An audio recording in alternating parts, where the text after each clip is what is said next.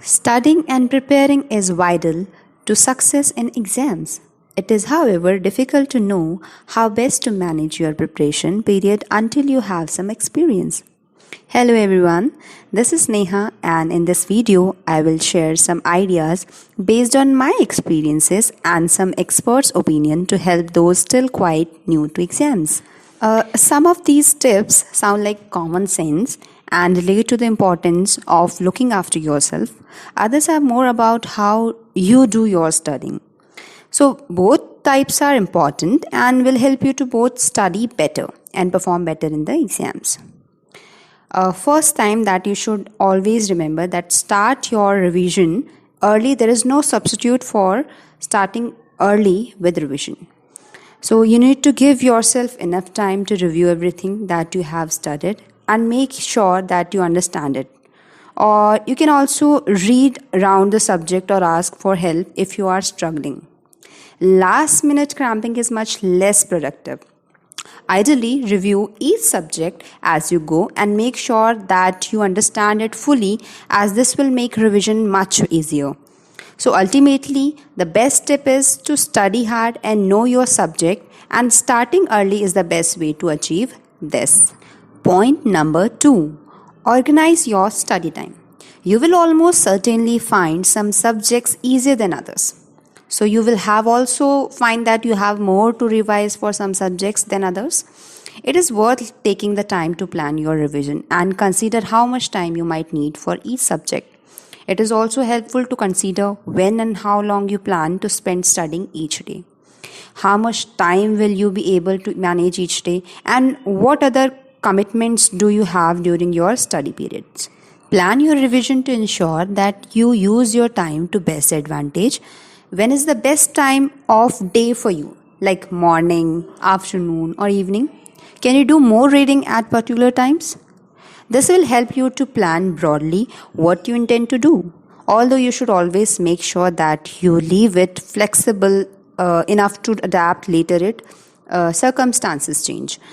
Point number 3. Look after yourself during study and exam time. You will be able to work better if you eat a healthy diet and get plenty of sleep. This applies both during your exam period and when you are revising. Surviving on junk food is not a good idea. It is also a good idea to take regular exercise when studying. A brisk walk or more exercise will get your blood moving and ensure that you are better able to concentrate. Point number 4. Vary your revision techniques. They say that variety is the spice of life, and it certainly helps to improve your studying. Always doing the same thing, for example, reading over your notes on a subject, is likely to be quite dull. Spice up your revision period by trying different exercises and techniques. Alternatives to reading your notes over include doing practice papers and questions to test your understanding. Your teachers or tutors will probably be very happy to mark these for you if you ask them nicely. Drawing mind maps or other summary diagrams to test what you can remember, and then checking them against your notes. Notice where you have left out detail or there are gaps, and go back and review those areas. And one more thing, that organize a discussion group with some friends to consider a particular issue or area. Point number 5.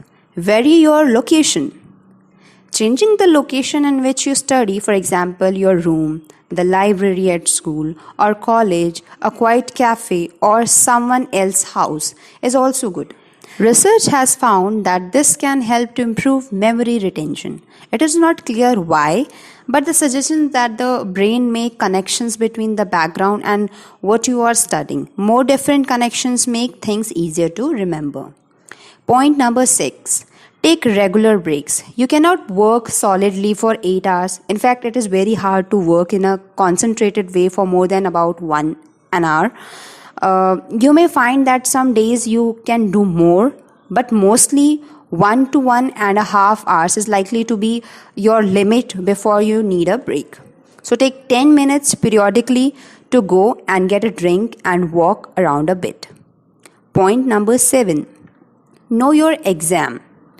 Make sure that you have looked at past papers. This will ensure that you are prepared for the type of exam you will be sitting, whether multiple choice or short answers or essay. Know what you are expected to do. For example, how many questions from each section will you have to answer? Of course, you still have to read the instruction on the paper itself and make sure that they are the same. But this will help you to feel comfortable with what will be expected. Even more important, make sure that you have practiced the right type of questions and know what will be expected of a good and bad answer. Point number 8. Make sure you know the practical details about your exam. For example, where will it be held? What time does it start and when do you need to get there? If you have to travel some distance, what time will you need to leave? What do you need to take with you? Also, make sure that you know what to do if something goes wrong. You might, for example, be ill on the day or get held up on the journey, and you need to know who to connect.